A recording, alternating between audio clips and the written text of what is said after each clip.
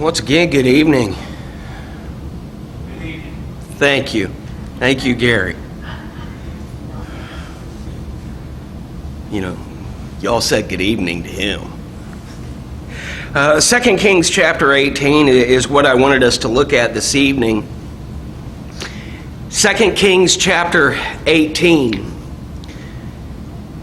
You know, there's the idea that God's people, even those living exemplary lives, are not exempt from trouble. Now, I think sometimes that might be the perception that's giving off to people that we maybe unintentionally do, that you become a Christian and everything is, butterflies and rainbows and there's never any problems. But, God's people, no matter what type of life you live, we are not exempt from any trouble. And so I wanted us to look at 2 Kings chapter 18, because there's actually a lot in here for the New Testament Christian. Hezekiah, he is reigning over Judah at this time, and he depended completely on the Lord. Now, we're not going to read the whole chapter, but there's several verses we're going to pull out here. He depended completely on the Lord. If we look at verses 4 through 6, we see that he obeyed God's commands. It said he removed, talking about Hezekiah, he removed the high places and broke down the sacred pillars and cut down the Asherah. He also broke in pieces the bronze serpent that Moses had made, for until those days the sons of Israel burned incense to it, and it was called Nehushtan. He trusted in the Lord, the God of Israel, so that after him there was none like him among all the kings of Judah, nor among those who were before him. For he clung to the Lord, he did not depart from following him, but kept his commandments, which the Lord had commanded Moses. So the first thing is that we see in Hezekiah that he was an individual, he was a king who obeyed God's commands. And then in verses 7 and 8, we see that he was bold against God's enemies. And the Lord was with Hezekiah. Wherever he went, he prospered, and he rebelled against the king of Assyria and did not serve him. He defeated the Philistines as far as Gaza and its territory, from watchtower to fortified city. So whether it was a watchtower that was, pushed farther out into the land to see that the enemies were coming, all the way to inland to the fortified city, Hezekiah, he depended completely on God, obeying his commands, and was bold against God's enemies. But then after 14 years, trouble came in the form of Sennacherib.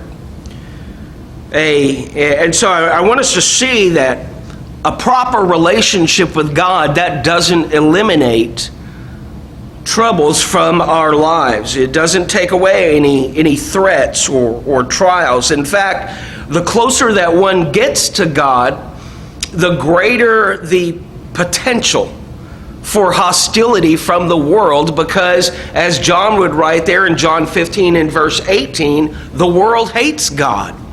So the closer we get to God and we try to emulate Christ, we're going to experience more hostility from the world. And trouble, it's not always God's chastening. It can sometimes be just a means of testing and strengthening our faith and dependence on God. So what we need to do when these things happen is, if we submit to God, then they will do a good work. And we need to recognize that sometimes the threats and troubles that we receive aren't because we did anything wrong. Sometimes it is to strengthen us to depend on Almighty God even more than we already have been. Now, Rabshakeh in this chapter, in 2 Kings 18, represents the tactics that Satan often uses to intimidate God's people. And according to 2 Corinthians 2, verse 11, God's people are to be aware of these tactics. So the first thing that he does, skipping a little bit further into the chapter, the first thing that he does is he accuses Hezekiah of being narrow-minded there in verse 22. If you say to me, we trust in the Lord our God, is it not he whose high places and whose altars Hezekiah has taken away, and has said to Judah and to Jerusalem, you shall worship before this altar in Jerusalem? Because remember, the people took the altars that were built for God and they started burning incense to them. They started even burning their children there for idol worship, and so he tore them down. That you're going to worship in a new place over here. So he accused Hezekiah of being narrow-minded. There in verse 29, he accuses Hezekiah of being deceptive. He says, thus says the king, do not let Hezekiah deceive you, for he will not be able to deliver you from my hand. And then in verse 30, it says, nor let Hezekiah make you trust in the Lord, saying, the Lord will surely deliver us, and this city will not be given into the hand of the king of Assyria. So the first thing that he does here is he accuses Hezekiah of being narrow-minded, of trying to deceive the people, and being misguided by God. That's the first tactic that Satan is using, and it's all to get the people to turn against their king. Now, he tries to make surrender look more attractive. There in verse 23, he talks about a stronger army. He says, now therefore come, make a bargain with my master, the king of Assyria, and I will give you 2,000 horses, if you're able on your part to set riders on them. He tries to make it attractive with prosperity in verses 31 and 32. Again, do not listen to Hezekiah. For thus says the king of Assyria, make your peace with me and come out to me and eat each of his vine and each of his fig tree and drink each of the waters of his own cistern until I come and take you away to a land like your own land. A land of grain and a new wine, a land of bread and vineyards, a land of olive trees and honey, that you may live and not die. But do not listen to Hezekiah when he misleads you, saying, the Lord will deliver us.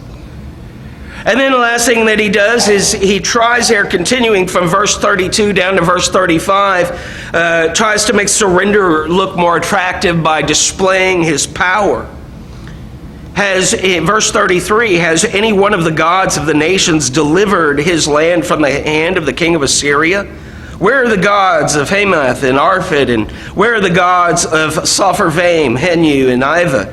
Have they delivered Samaria from my hand? Who among all the gods of the lands have delivered their land from my hand, that the Lord should deliver Jerusalem from my hand? So all of this gets back to the same tactic that was used in the garden over there in Genesis chapter 3 and verses 1 through 6. The lust of the flesh, the lust of the eyes, and the pride of life. So the first thing that he tries to do is he tries to tear Hezekiah down, God's man. One who is fully trusting in God, one who is bold against God's enemies, and he says, you know what? He's narrow-minded, he's misguided, he's deceiving you. So why don't you come over and you surrender to me? Why don't you surrender to my master, the king of Assyria? Why not do that? We have a stronger army. We're a more prosperous nation. And we have such power. No city has ever been taken from us. In fact, we're the ones that take the cities. And see, Satan, he attempts to turn us from King Jesus, we might say. He tries to turn us from King Jesus to woo our heart with the supposed joys of sin and to weaken our faith in God. But do not be dismayed. It cannot happen. Not if you hold faithful to God. Hezekiah, he was almost like David. You could say a man after God's own heart. Fully trusting. And you would think for such a one as that, one who fully trusted in God, one who went bold against the enemies, tore down their places of idol worship and erected new places in devotion to God, you would think that he didn't have any problems. And yet his problems came from the highest, we'll say, person in the land, the king of Assyria. we're going to encounter problems as we are faithful to God. That's the nature of life. Especially, again, according to John 15 and verse 18, because the world hates Christ. John 8:44, Christ accuses the people, you are of your father, the devil. So you want to do the deeds of your father. And then you skip down to verse 47 and he says, that's why you can't hear, because you are not of God.